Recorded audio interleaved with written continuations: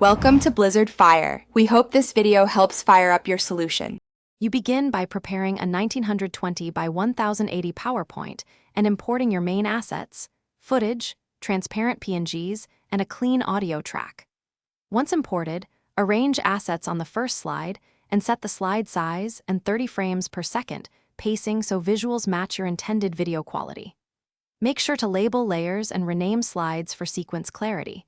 This saves time when exporting. Start recording or placing audio markers now, because synchronizing early prevents rework later and keeps your edit lean. Next, you animate elements to create motion. Use motion paths for pans, fade and zoom for emphasis, and group objects to animate together. Once done, import or record your voiceover and map animation start times to spoken cues. This is where precision matters, so zoom into the timeline and set exact seconds. Use rehearse timings to preview pacing, adjust delays, and loop tricky sections until visuals match the audio. This step turns static slides into a narrative flow that feels intentional and watchable.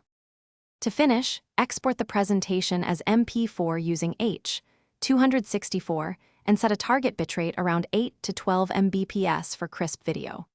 Once exported, review sync and audio levels. Make small trims in a video editor if necessary, and ensure captions or end screens are placed correctly.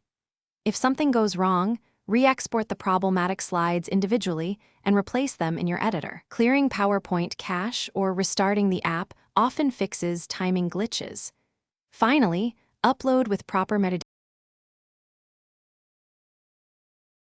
Thanks for watching. If you found this helpful, don't forget to like and subscribe.